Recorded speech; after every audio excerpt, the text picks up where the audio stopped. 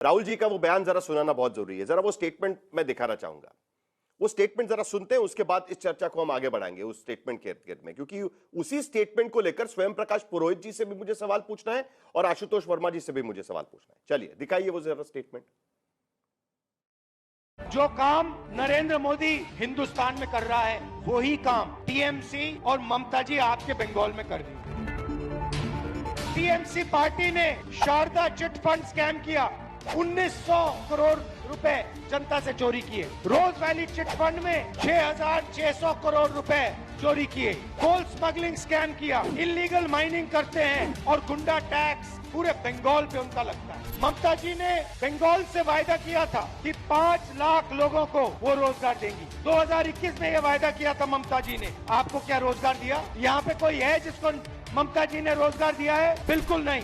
84 लाख बेरोजगार युवा ने अप्लाई किया है अनएम्प्लॉयमेंट अलाउंस के लिए। ये बंगाल स्वयं प्रकाश पुरोहित, यही बात आशुतोष वर्मा यहां पर कहने की कोशिश कर रहे थे कि अगर तृणमूल कांग्रेस के साथ कांग्रेस पार्टी रहती चुनाव के पहले तो हो सकता है कि कुछ आप इंडिया अलायंस के तौर पर बीजेपी के सामने खड़े हो सकते थे, लेकिन तब पता नहीं किसका ईगो आड़े आ गया, आपका या कांग्रेस पार्टी का। कांग्रेस कहती है कि आपने उनको भाव नहीं दिया, आप कहते हैं कि कांग्रेस पार्टी ने आपकी बात नहीं मानी। इसी ईगो बैटल में कहीं ना कहीं इंडिया अलायंस तितर बितर हो रहा है ना। नहीं, देखिए, पश्चिम बंगाल में कोई इंडिया अलायंस की सरकार नहीं थी। पश्चिम बंगाल में मामाटी मानुस ऑल इंडिया तृणमूल कांग्रेस की गवर्नमेंट थी। 2024 का जब चुनाव होने की पहले की जब शंखनाद हुआ था, उस समय हमने आपस में ये बात की थी कि जो जहां मजबूत है वो वहां लड़ेगा। जैसे एनडीए वाले लड़ रहे हैं, हम लोग वैसा नहीं लड़ पाए। नीतीश बाबू जिद में अड़ गए, ममता बनर्जी ने इंडिया गठबंधन का नाम दिया था। अभी जिस तरह से अखिलेश यादव आए, हमारे नेता अभिषेक बनर्जी से मिले, ममता बंदोपाध्याय से मिल करके आए और उन्होंने उनके साथ खड़े रहे और कहा दीदी आप हारी नहीं है। ये राम मनोहर लोहिया की याद दिलाता है कि जिस तरह से राम मनोहर लोहिया ने समाजवाद की बात की थी, और जो लोग समाजवाद समान विचार के नेता है, आइडियोलॉजी की बात है, उस आइडियोलॉजिकल लड़ाई में हम लोग एक दूसरे को लड़ रहे हैं। ये जो भारतीय जनता पार्टी वाले नारे देते हैं ना, ये जीत दिखाते हैं आइडियोलॉजी की, मगर काम क्या कर रहे हैं? कांग्रेस से तोड़ रहे हैं। इनके पास विचारधारा नहीं है। विचारधारा की बात करते हैं, बहुत अच्छी अच्छी बात करते हैं। शहजाद के इतिहास के बारे में भी आप पता कर लीजिए, विचारधारा की बात नहीं है। जो विचारधारा की लड़ाई करेगा वो इस देश के अंदर में संघर्ष है, संघर्ष करना पड़ेगा। इस देश के अंदर में काफी संघर्ष किया है नेताओं ने और अंग्रेजों की ताकत। एक बड़ी दिलचस्प बात मैं यहां पर देख रहा हूं, देखिए इस पैनल में जरा पूरा पैनल दिखा दीजिएगा। ये बड़ी इंटरेस्टिंग बात मैं यहां पर देख रहा हूं। सुरेंद्र राजपूत इंडिया अलायंस का घटक दल है, स्वयं प्रकाश पुरोहित की पार्टी इंडिया अलायंस का पार्टनर है, शिवसेना यूबीटी इंडिया अलायंस की पार्टनर है और आशुतोष वर्मा यहां बैठे हैं, वो भी इंडिया अलायंस के पार्टनर है। जब पैनल पे बात कर रहे हैं तब तो वो शहजाद पूनावाला की पार्टी के खिलाफ बात कर रहे हैं, लेकिन चुनाव लड़ने का समय आता है तब तो वो एक दूसरे के खिलाफ चुनाव लड़ लेते हैं। ये तो बड़ी दिलचस्प बात है। और तब तो आप कहते हैं, सुनील राजपूत आप ही जवाब दे दीजिए इस बात का, क्योंकि ये बड़ी दिलचस्प बात, मुझे ये बड़ा अचरज लगता है इस बात का कि अगर आप कहते हैं कि टीवीके को हम समर्थन दे रहे हैं ताकि सांप्रदायिक ताकतों को हमें दूर रखना है, लेकिन चुनाव लड़ते समय तो आप एक साथ नहीं आ सकते। ये कौन सी बड़ी ये कौन सा फर्क आ गया इसमें? 2024 का जब इलेक्शन हुआ था तो इंडिया गठबंधन एक साथ ही चुनाव लड़ा था ना साहिल भाई।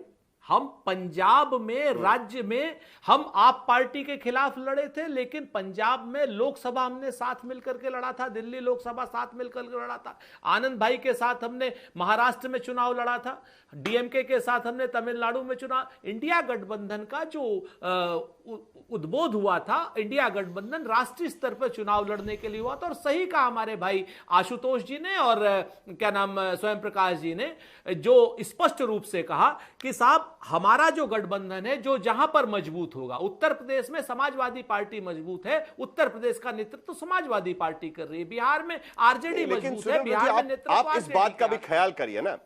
देखिए चीजें बदल गई है। जिस तरीके से राहुल गांधी जो भाषण वहां पर दे रहे थे बंगाल में जाकर, वही आरोप लगा रहे थे जो बीजेपी ममता बनर्जी पर लगा रही है। अब चुनाव के बाद में अगर राहुल गांधी आकर यह कहना शुरू करेंगे कि नहीं नहीं चुनाव तो हारे बिकॉज वहां पर ईवीएम में कुछ गड़बड़ी है या इलेक्शन कमीशन ने कुछ गड़बड़ किया हुआ है, उसकी चर्चा हम पहले कई बार कर चुके हैं, तो कैसे लोग मानेंगे? आरोप तो आपने तब वही लगाया था जो बीजेपी आरोप लगा रही है। चुनाव आयोग की भूमिका पर हम अलग से चर्चा कर सके, मैं जनता की बात कर रहा हूं। आप इस बात को समझने की कोशिश करिए, साहिल परसेप्शन बैटल को समझने की कोशिश साहिल करिए। भाई, ओफो, आप जवाब तो ले लीजिए सर। साहिल भाई, जब 15 साल से ममता बनर्जी साहिबा वहां क्या नाम बंगाल में शासन में हैं और हम वहां चुनाव शासन के खिलाफ लड़ रहे हैं, तो अब केंद्र की सत्ता और राज्य की सत्ता दोनों के खिलाफ चुनाव लड़े ना। और जब चुनाव ममता बनर्जी साहिबा हारी है, सबसे पहले राहुल गांधी जी गए ना उनके पास, बात की ना, अखिलेश यादव जी गए ना उनके पास, सोनिया गांधी जी ने बात की ना उनसे। देखिए, राज्य में जब चुनाव होगा, जो सत्ता होगी उसकी दूसरी सत्ता के खिलाफ चुनाव लड़ा जाएगा। ये तो एक सीधी सी बात है। वहां भाजपा की सत्ता नहीं थी, स्वयं प्रकाश पुरोहित, तो वहां पर हम भाजपा की सत्ता के थोड़ी, हम तो केंद्र सत्ता के खिलाफ चुनाव लड़े। ठीक है, स्वयं प्रकाश पुरोहित, अधीर रंजन चौधरी जैसे। स्वयं प्रकाश जी, आप म्यूट पर है आप। जी नहीं, मैं म्यूट नहीं हूं। ठीक है, अभी आ रही आवाज? हाँ बोलिए। हाँ जी, देखिए, पश्चिम बंगाल में जिस तरह से भारतीय जनता पार्टी ने एक नैरेटिव सेट किया था ना, वो नैरेटिव इनका समझ लीजिए इलेक्शन कमीशन के खिलाफ चुनाव हुआ। ये इलेक्शन कमीशन ऑफ इंडिया ने पश्चिम बंगाल में जो चुनाव कराया है, वो भारतीय जनता पार्टी के चोली दामन का रिश्ता साफ साफ है। अब कांग्रेस पार्टी को हम दोष देने नहीं जाएंगे। क्यों नहीं देने जाएंगे? कांग्रेस को खुद को सोचना था कि हम 294 कैंडिडेट क्यों उतारे। लेकिन अगर बीजेपी वहां पर आग लगा रही थी तृणमूल कांग्रेस के 15 साल के शासन के खिलाफ, तो उसमें कांग्रेस पार्टी भी थोड़ा बहुत घी डाल ही रही थी वहां पर। ऐसा तो नहीं है उनकी मजबूरी। अगर उन्होंने चिंगारी लगाई थी तो उसमें थोड़ा बहुत घी तो कांग्रेस की तरफ से भी डाला जा रहा था। अधीर रंजन चौधरी जाकर ये कह ही रहे थे कि गुंडागर्दी बंगाल के भीतर चरम पर है और उसके खिलाफ कांग्रेस पार्टी को खड़ा होना चाहिए, ये कहा ही जा रहा था उस वक्त। साहिल जी, 10 सेकंड एक छोटी सी बात कह के खत्म करूंगा कि देखिए, राहुल गांधी को यह सोचना है कि अगर विचारधारा की लड़ाई है, महात्मा गांधी के विचारों को ममता बनर्जी जितना मानती है, पूरे देश में मुझे नहीं लगता कि 10 नेता भी मानते होंगे, जीते होंगे। तो ममता बनर्जी के जीवन के अंदर में कांग्रेस पार्टी को यह सोचना चाहिए कि उसने जिया है और आप आइडियोलॉजिकल लड़ाई के अंदर में हर समय खड़े हो जाते हैं।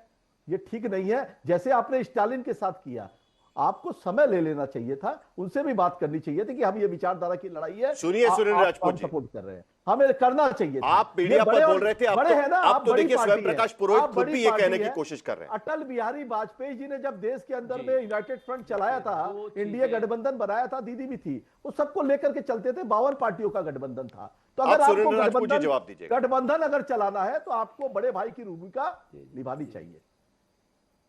बड़े भाई, दो चीजें हैं। हम पुरोहित जी के इस मतभेद का स्वागत करते हैं। हमारे यहां मतभेद की जगह है, विवाद का समाधान संवाद से होता है इंडिया गठबंधन में। लेकिन आप हमें एक बात बताइए ना जरा सा, कि एनडीए में आज तक आपने कहीं कोई बात देखी? राजभर ने कुछ टिकट मांगे थे बिहार में, उसको दूध में से मक्खी की तरीके से निकाल करके फेंक दिया। राजभर वहां 55 सीटों पर चुनाव लड़ा। और मैं चुनौती देता हूं फिर से आपके सारे चैनलों को कि अगर एक चैनल ने भी राजभर की और बीजेपी की वहां पर जो अलग अलग लड़ाई हुई थी उस पर कोई डिबेट की हो। हमारे यहां तो विवाद है, विवाद का समाधान भी है, संवाद। और संवाद के जरिए अगर कोई दिक्कत होती है राज्य स्तर पर, जैसे महाराष्ट्र में जब एकनाथ शिंदे से मुख्यमंत्री पद छीना गया, तब उस डिबेट में शहजाद पूनावाला खुद वहां पर बैठे हुए थे। बिहार के भीतर जब नीतीश कुमार वहां से हटे, मुख्यमंत्री कौन बनेगा, उस डिबेट में धीरेन्द्र कुमार भी थे और उसके साथ साथ शहजाद पूनावाला भी बैठे हुए थे। ये तो डिबेट हम पहले भी कर चुके हैं। यही तो इंटरेस्टिंग बात है ना। देखिए, धीरेन्द्र कुमार की पार्टी रामविलास पासवान के पुराने बयानों को भूलकर आगे बढ़ने के लिए तैयार है, लेकिन इंडिया अलायंस के पार्टनर्स कैसे तैयार नहीं है? देखिए, आनंद दुबे, अभी 2 दिन पहले उद्धव ठाकरे ने मुंबई के भीतर सावरकर स्मारक का उद्घाटन किया हुआ है। कांग्रेस पार्टी को यह बहुत छला होगा। अभी 2 दिन पहले की बात है। देखिए, आनंद दुबे भी यहां पर हंस रहे हैं। दूसरी और एक बात है, कांग्रेस पार्टी यानी जो बीजेपी कहती है, एक वक्त पे जब जेपी नड्डा अध्यक्ष थे तब उनका बयान बड़ा वायरल हुआ था कि रीजनल पार्टी सब खत्म हो जाएगी। आपके नेता भी वही कहते हैं सुरेंद्र राजपूत जी, कि अगर आरएसएस या बीजेपी के खिलाफ लड़ना है तो सिर्फ अकेले कांग्रेस लड़ सकती है, यानी आशुतोष वर्मा की पार्टी कुछ नहीं कर सकती। यहां पर अभी स्वयं प्रकाश पुरोहित ममता दीदी को सबसे बड़ा चैलेंजर कह रहे थे कि जो आरएसएस विचारधारा के खिलाफ लड़ सकती है वो भी नहीं लड़ सकती, सिर्फ आप ही लड़ सकते हैं। सही है ना आशुतोष वर्मा जी? स्टेटमेंट तो वही निकल के आता है ना, इसका मतलब। राहुल सुनील राजपूत पहले ने तो सही कहा। हाँ, राहुल गांधी जी ने तो सही कहा, अटक से लेके कटक तक और कश्मीर से कन्याकुमारी तक सार्वदेशिक पार्टी तो कांग्रेस है, और कांग्रेस अपने सहयोगी दलों के साथ राज्यवार चुनाव लड़ती है और भारतीय जनता पार्टी का मुकाबला करती है। सार्वदेशिक रूप से मुकाबला तो कांग्रेस पार्टी ही कर रही है, इसमें किसी को क्या आपत्ति, इसमें आपको भी क्या आपत्ति है? आनंद दुबे, मैंने सही है ये एकनाथ बात। शिंदे वाली बात और नहीं एक और करी, एक सवाल का मैंने जवाब दे किसी की दीजिएगा। बात नहीं की, मैंने सिर्फ इतनी सी बात करी थी कि ओम प्रकाश राजभर पर कोई डिबेट करी। ओम प्रकाश राजभर पूरे बिहार में चुनाव लड़ा था, निकाल लीजिए साहिल जी कोई डिबेट। साहिल जी मैं आना चाहूंगा। नहीं, वो तो शिवसेना। आशुतोष जी, एक मिनट जरा। आनंद दुबे बहुत देर से कुछ कहने की कोशिश कर रहे हैं और उनको कहना है कब से, वो मतलब वो सामना में लिखते रहते हैं संजय राउत, उससे अच्छा आज आनंद दुबे क्या बोल रहे हैं वो सुनना है मुझे। और एक सवाल का जवाब आनंद दुबे जी दे दीजिएगा, क्योंकि शहजाद पूनावाला ने आपका जिक्र किया है। आपको असली चोट किससे मिली है, आपके पुरानी सहयोगी से या नए सहयोगी से? वो भी जरा साफ कर दीजिएगा एक बार।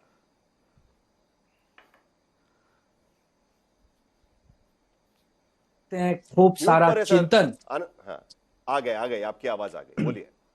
चुनाव दर चुनाव हार कर हम लोग करते हैं खूब सारा चिंतन, दही को मथ कर बना देते हैं छाछ पर कर देते हैं मंथन, इसीलिए हमारा नाम है इंडिया गठबंधन। हम लोग बहुत मजबूत गठबंधन है साहिल भाई। हम चुनाव के पहले अपने सहयोगियों से कहते हैं कि हम आपके हैं कौन, और चुनाव के बाद हम कहते हैं हम साथ साथ हैं। इसमें किसी को क्या तकलीफ हो रही है भाई? ये हमारा एक महान गठबंधन है, मजबूत गठबंधन है। ये 4-5 वर्षों में इसकी इतनी मीटिंगें हो गई, इतनी चर्चाएं हो गई, इतने इसके ज्यादा चिंतन बैठकें हो गई कि आप लोग तो बेहोश हो गए होंगे ये सब देख के। हम लोग बहुत मेहनती लोग हैं, बहुत मजबूती से लड़ रहे हैं। आज नहीं कल 10-20 साल 25-50 साल में जरूर एक दिन बीजेपी को हरा डालेंगे, क्योंकि हम लोग उतने ऊर्जावान हैं। तो खैर कोई बात नहीं। दूसरी बात, अभी आपने पूछा कि गठबंधन में चल क्या रहा है, तो देखिए हम सब तो क्षेत्रीय दल हैं। कांग्रेस बहुत मजबूत और पुराना दल है। हम सबका सपना है 2029 में हम राहुल गांधी जी को प्रधानमंत्री जी के रूप में देखें। तो राहुल गांधी जी की पार्टी को बड़ा हृदय करके Aam Aadmi Party, Samajwadi Party, Shivsena, TMC, RJD, DMK और उसके बाद जेएमएम, सभी को विश्वास में लेना होगा, क्योंकि प्रधानमंत्री राजपूत भैया की पार्टी को बनना है। या तो आप कहें कि आनंद दुबे जी की पार्टी प्रधानमंत्री उम्मीदवार होगी 29 में, तो ये कार्यवाही हम निभाएंगे। हम मेहनत से सबको साथ लेकर चलेंगे, हम जोश में काम करेंगे। लेकिन आपका ये है, अगर टीएमसी, सीपीएम और कांग्रेस के वोट परसेंटेज मिला दें तो भारतीय जनता पार्टी हारी हुई दिखाई दे रही है पश्चिम बंगाल में। तो मेरे भाई, ये आपने को करना पड़ेगा। ये एक डिबेट के 40 मिनट में नहीं होगा, 400 घंटे लगा के आनंद दुबे जी, खपाना पड़ेगा। ये बात तो ठीक है, लेकिन आनंद दुबे जी आप देखिए, आप पुराने बयानों पर लड़ते रहते हैं। देखिए, मैंने धीरेन्द्र कुमार जी की पार्टी का मैंने इसीलिए उदाहरण देने की कोशिश की, क्योंकि उस दिन मैं यूट्यूब पर रामविलास पासवान जी के पुराने भाषण सुन रहा था। वो सुनेंगे तो बात ही कुछ और निकल कर आ जाएगी। लेकिन आज उनकी पार्टी इसके बारे में बात करती है क्या? नहीं करती है, क्योंकि वो एनडीए का हिस्सा है और ऐसे बयानों पर वो चर्चा नहीं करना चाहते कि जिसकी वहां नेतृत्व है साहिल भाई। अभी हमारे बड़े भाई राजपूत साहब ने कहा इंडिया गठबंधन में हर आदमी अध्यक्ष है। अखिलेश जी भी अध्यक्ष हैं, उद्धव साहब भी अध्यक्ष हैं, धीरेन्द्र कुमार, जिस दल में 36, यही कारण है ना कि एनडीए गठबंधन मजबूत है कि पुरानी बातें नहीं निकालते, हम आगे का सोचते हैं। पहले जो नेता कह चुके वो हो चुका, अब आगे का सोचते हैं हम। साहिल जी, 2014 से आप लगातार देखिए कि हमारे पासवान जी ये में मजबूती से हैं और दूसरे का सम्मान कर रहे हैं, और हमको पढ़ने से रोका जा रहा है। बिहार में भी गठबंधन करते हैं हम, झारखंड में भी सीटें मिली है मुझे, दिल्ली में भी मुझे सीटें मिली, नागालैंड में भी मेरे एमएलए हैं। अगर बंगाल में जरूरत थी तो हमने सहयोग किया। हम आपस में देश को बढ़ाने की राजनीति करते हैं, और सबसे ज्यादा एनडीए में खुशी तो है, बंगाल में हम लोगों के जीतने की खुशी है। लेकिन आपको ये जानकर आश्चर्य होगा कि एनडीए से ज्यादा खुशी अगर किसी एक पार्टी में तो है आदरणीय राहुल गांधी जी को और कांग्रेस पार्टी को, सुरेंद्र राजपूत जी को। चूंकि ये जनता का विश्वास तो इन लोगों ने पहले ही खो दिया था, अब एक दूसरे का भी विश्वास ये लोग खो रहे हैं और उम्मीद करते हैं कभी चुनाव आयोग से कि वो गलत कर रहा है, तो कभी किसी और पे आरोप लगाते हैं संवैधानिक संस्थाओं पे। ठीक है।